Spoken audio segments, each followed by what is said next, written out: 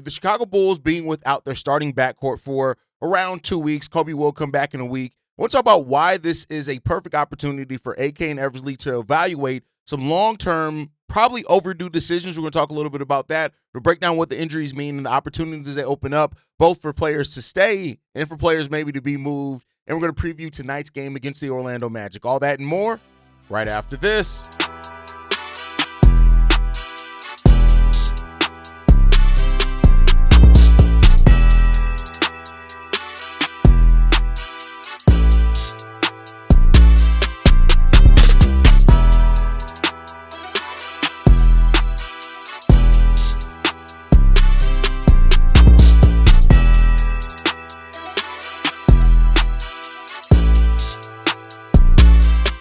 What's going on, Bulls fans? Welcome to another episode of Chicago Bulls Central, your number one spot for everything Chicago Bulls related. I'm the host there, Haize, but more importantly, you guys can follow the channel at Bulls Central Pod on every social media platform we happen to be on. With that said, let's go ahead and get into this content for today, y'all. And the Chicago Bulls find themselves in a really good evaluation position right now.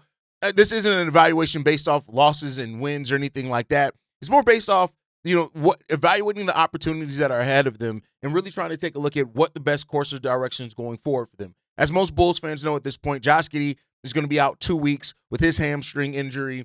Coby White's going to be out for a week with his calf injury. He's already part of the way into that week already. And this now gives the Bulls even more time, not only to evaluate these guys, right? I think Coby White and the on-off for Coby White as far as off the court, on the court, is going to already take a pretty big a part in what his negotiations are going to be this offseason. Not to say that he's had necessarily anything that should be a long-term injury, right, or injury concern, but I do think that it is going to play out. You, in a contract year, are going to miss probably about 20 games when it's all said and done, I would say, or close to it. That does factor into it, and it's not like Coby White hasn't had some injuries in other seasons as well. It's been nothing major over Coby White's, career for sure. But it has been these little things that do keep him from playing, the amount of games you may want him to play, especially if you're going to give him, $30 million. So that could play into the Bulls' evaluation, into the negotiations, and even league-wide. And, you never know. Sometimes a player getting a major injury, especially in the contract year, also makes him a little bit less, willing to go out in the market and be like, oh, my God, what's going to happen here? Let's go ahead and secure whatever long-term money we can. Now, for Coby White's, he's had 4 straight years of playing over 70 games before this season. So I want to be clear on that. Coby's missed some games, but it hasn't really been anything long. The most games he's ever missed in his career were 21 games in the 2021-22 season, where he had a shoulder injury over the course of that season that had him missing some games and stuff like that. So other than that, though, Coby White's been pretty healthy over the majority of his career. So, but I do think that plays a part. I always go back to these words from Arturas Karnisovas. He said that at the beginning of the season that they were evaluating for long-term fit. And what the time now with Josh Giddey and Coby White being out, it gives them more opportunity to examine those players to see who's going to be that long-term fit. We've talked about, Trey Jones already has his deal, so you would think he's there long-term, or you could move him, right? Kevin Huerter, like the players like this, Dosunmu as well. Like, I think they know the long-term fit with but it does get these players now propelled into a position that they may have not been. Even Isaac Okoro. Isaac starting at the 2 in last game instead of at the 3 and responded with one of his best scoring games in a Chicago Bulls uniform. These are still players that this Bulls team is going to have to use. And so we've talked so much about our depth this season. You're going to get a real look at that depth. Patrick Williams in the first game without Josh Giddey and Coby White, played 20-plus minutes, had 12 points off the bench. He looked pretty damn good, right? And again, in that role. So this is an opportunity to continue to examine players for that long-term fit, just to see how they're going to fit into what you have and how much you trust them at being a bench unit for a team that you're hoping is going to get closer and closer to contention every single year. And I say hope because, again, we never know what AK, we never know what Eversley, exactly what's going to go down with that team. But the baseline, this gives you an opportunity to evaluate your full bench unit and see which players are willing to step up into a much larger role when needed. And that says a lot, I think, as well, about how you can attack a team, right? And how you can build out a team. Get Jalen Smith now, who's going to be prioritized in this with Zach Collins being out. He already was earlier. And, based off last season, I think a lot of Bulls fans felt like, hey, Jalen could be expendable, but he's shown himself this year to be so good off the bench for the Bulls. He still has some things and some times where you're like, hey, Jalen, what are you doing here? But for a bench player, for Jalen, who's only averaging 17 minutes per game to get 9 points, almost 7 rebounds, almost a block per game as well. Jalen's played pretty damn well for the Chicago Bulls. Again, considering what his role is. I think that role in this month of January is going to start off with him getting a lot more minutes. Zach Collins is shaded out to be out for 10 days, or reevaluated in 10 days now. I think 7 days left until he's reevaluated. But this gives you a time to really evaluate that, right? The other thing that I know a lot of people are going to want to talk about, and we've seen it, for the players that say, the Bulls fans that have said, oh, I'm not mad at us losing these players. Now we're going to lose. Now they're going to have to embrace the tank. I say this, it's gonna make AK and Eversley either willingly or unwillingly have to make that decision. Not to say that Josh Giddey being out 2 weeks, Coby been out a week, and Zach Collins out 10 days, it completely changes the tide of your season. But if the Bulls were to say, let's say over these remaining 7-8 games until they have everybody back, let's say they lose the majority of those, 5 of those or whatever else it is, do you now evaluate where you are and you start prioritizing your draft pick selection, your draft position, over necessarily fighting at the end of the season for something, which, you already have your Bulls fans that feel a way about the Bulls being in the play-in again, and, rightfully so with that one. I'll say this. I'm always going to go back to this because this is what the team has shown us. This is what they've told us. This is not a team that's going to tank. And for everybody that keeps holding out the different reasons and scenarios that you think are finally going to put this Bulls team in a position to tank, I need you to pump your brakes. This Bulls team is not going to tank. Now, that does not mean that they aren't going to naturally lose games, especially when you're missing the players that you're missing in Coby White and Josh Giddey. But I think ultimately you saw it. This team is still going to fight, scratch, claw their way. They are still going to be gunning to win basketball games. Now, that's easier to do against an 8-win team like the Pelicans, even though they've owned you. The Bulls got some tough matchups coming in here, and we'll see what happens with that one. But it's going to, I think, provide some clarity on that as well for the people who want the Bulls to see the Bulls tank and to think that injuries are going to be a perfect time and opportunity for this team to finally embrace the tank. I think you guys are going to be a little bit disappointed by that. But I will say this, much like the Eastern Conference is all the time, the East is very tight. So a bad losing streak can completely knock you out of the play-in, and a good winning streak can get you out of the play-in. The Bulls right now sit at 9th in the Eastern Conference. They're only technically 3 games back of the 4th seed. That's how tight things are in the East. So, and it doesn't shape up like that's going to drastically change. But for what it's worth as well, the Bulls are only 2.5 games out of being the 11th seed and out of the play-in. So they sit in this place where the East these wild swings can mean so much in the Eastern Conference. Best believe if this Bulls team can stay around 500 with Giddey and Coby being out, any hope that people are still holding out that this Bulls team is going to tank this season, that needs to just go away because it's not going to happen if they're able to do that. If they go winless or something on another 5-6 game losing streak, then you just never know what can happen, right? Or how that could really change the tide in the Eastern Conference, because it can a lot with the Milwaukee Bucks right there at the 11th seed. But again, you just never know. And I still think AK and Eversley, they are standing right now based off what we've seen from this front office. They do not want to take a shorter step back to take a longer term step forward. They do not value, let's take a season to get a higher draft priority, because again, as Billy Donovan said as well when he was asked about it, this franchise does worry about what that does to the mentality of players that you're trying to develop. And so therefore, you're not going to see this team tank. You may see this team lose games naturally, and that's different from tanking. But I say this to you guys all the time, and every year you guys do the same thing. So I'm just going to stop saying it, because at some point y'all just don't want to accept the truth.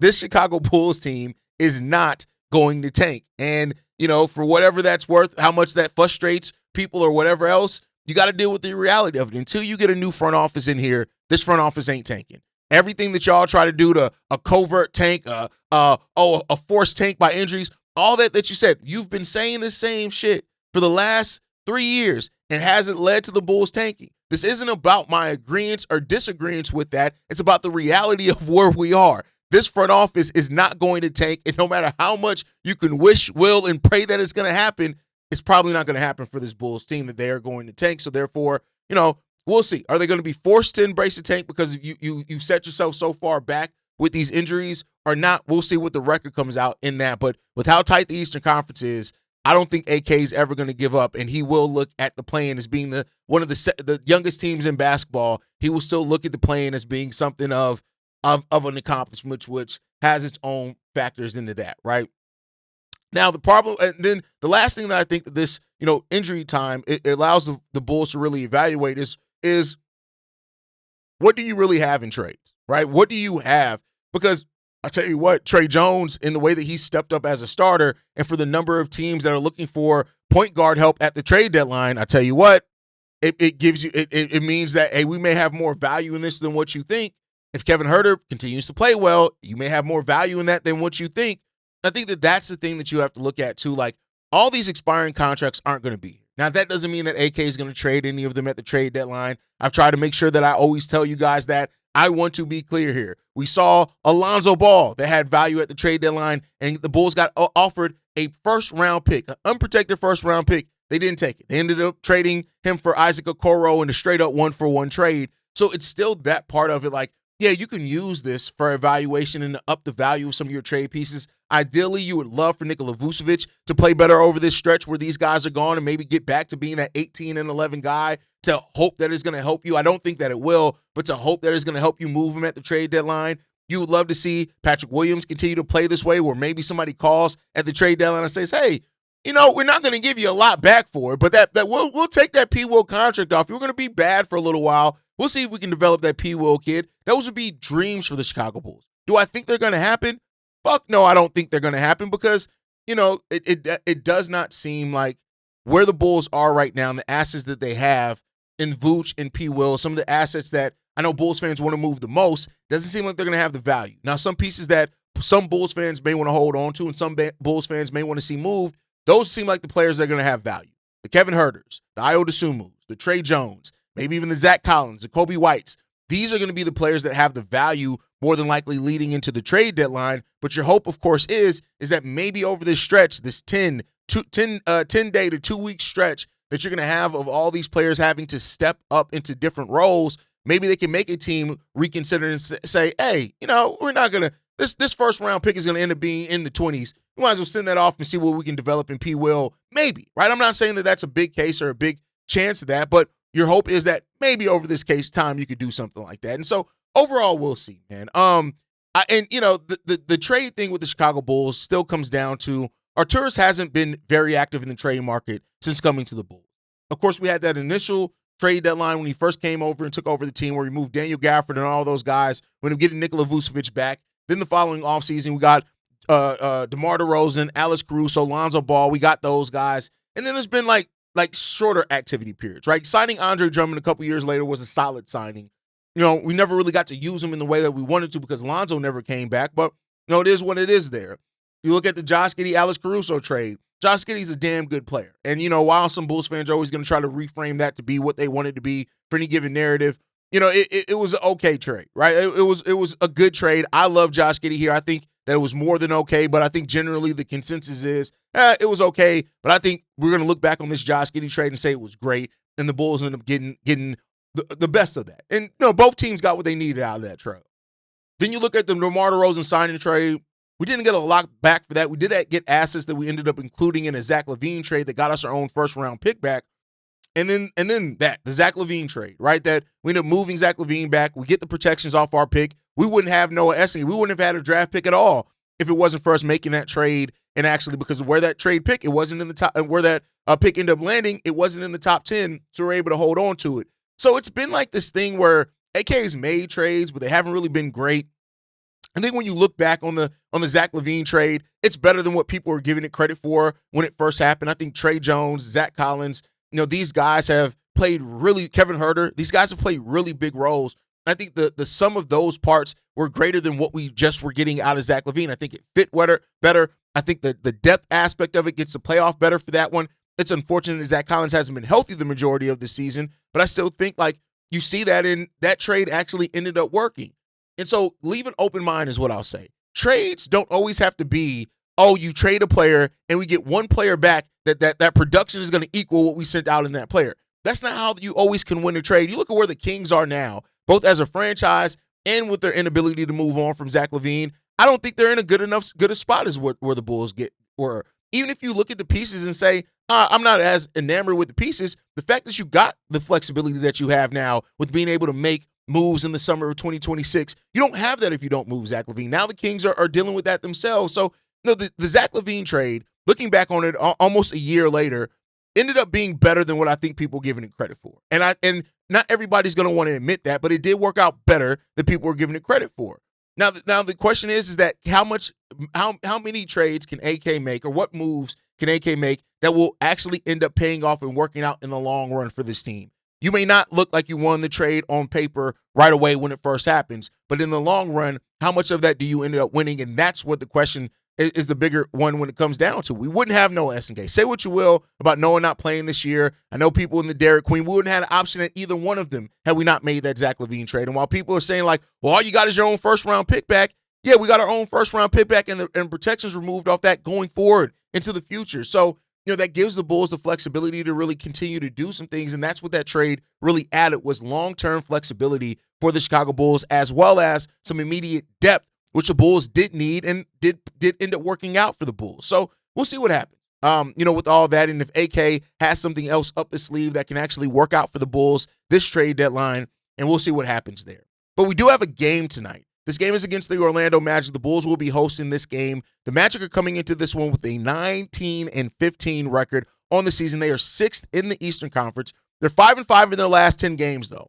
The Magic's defense has been dropping. It has been on a decline in the last couple of weeks as well over that 10-game stretch. And there's really not I get it, Franz Wagner is out for that team, but I wouldn't look at that and say that that's one of the only reasons why your team should be having a dip defensively like they have. But, they're still capable of the amazing Orlando Magic defense that we've seen. It's a playoff caliber defense. They still have the 9th rated defense on the season, but over the last 10 games, they actually have the 19th ranked defense. So that could give the Bulls a little bit of opportunity there. The Orlando Magic also aren't this super potent offensive team. Only 17th on the season as far as offensive rating, but they are, over the last 10 games, 25th in offensive rating. So the dip that they've seen defensively over the last 10 games, and the fact that the offense has basically stayed, the same, dipped a little bit as well, this could be a game where the Bulls have an opportunity here. Again, depth has to be a huge weapon here for the Chicago Bulls. It has to be a weapon in every game, especially while you're missing Josh Giddey and Coby White. The amount of points per game production that they have, that you have to have a team that's going to overcome that as a team. You're going to have players that step up. But the Bulls in this one rebound. They have to rebound consistently. They have to rebound solidly. They have to rebound intentionally as a team. This is a team that has the 9th best rebounding percentage on the season. Over the last 10 games, though, since we're focusing on that, they're 18th in rebounding percentage. So, again, that goes with injuries and players being out as well.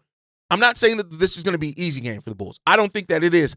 The Bulls, to win this game, have to come in and play damn near perfect basketball, or sound basketball on both sides of the ball.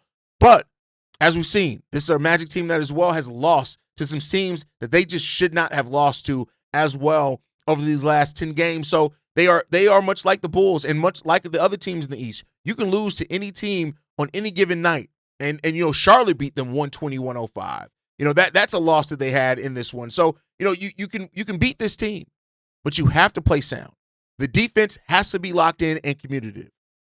As well as, do we use the double big lineup to give ourselves an opportunity on the boards, especially with the Josh Giddey, being out again? Does Billy Donovan keep up that double big lineup to start off the game, which I'm not mad at if he does, right? So these are things, keys for the Bulls today. Use your depth. Your depth has to be the focus. Your depth has to play solidly. You need those, right? When you're missing 3 key pieces, you need your depth to step up. The Bulls still went 10, 11 deep into the bench, and that goes to show the depth there. Trey Jones has the keys to the offense. He is not the open shot creator that Josh Giddey is, but he can pass you and get you the damn ball, but you got to stay active and moving and cutting as a team. Trey Jones is going to get you the ball. Trey Jones has the keys to the offense right now, and I want to see what he continues to do with that opportunity with it. Put the ball in his hands, let him make decisions, let him actually run point guard, and he's going to get Modest the ball. He's going to get Nikola Vucevic the ball. He's going to catch a cutting Isaac Okoro. If you move without the ball, Trey Jones has the ability to make those passes and get you the goddamn ball. But then we still need Ayo, Modest, Jalen, P. Will, whoever it is. We need players to pick up the scoring load for this team. You are missing almost 40 points in production per game from Josh Giddey and Coby White combined. You need somebody to step up. You need it to be by committee. And I'm looking at Ayo and Modest to be those two guys that can really build off the chemistry that they have, but also against a team like the Orlando Magic that has size. I want to see Modest Buzelis cutting. I want to see Modest not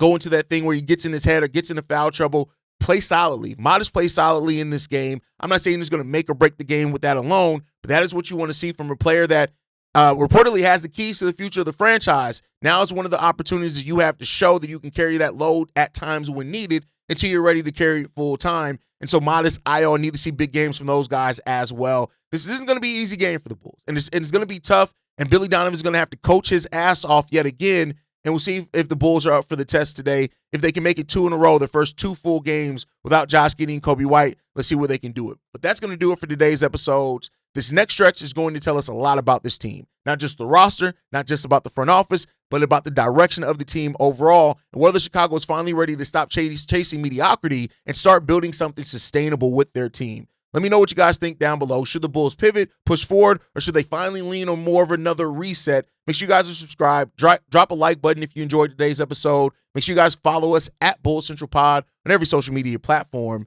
we happen to be on. You can send us any feedback, questions, comments, concerns.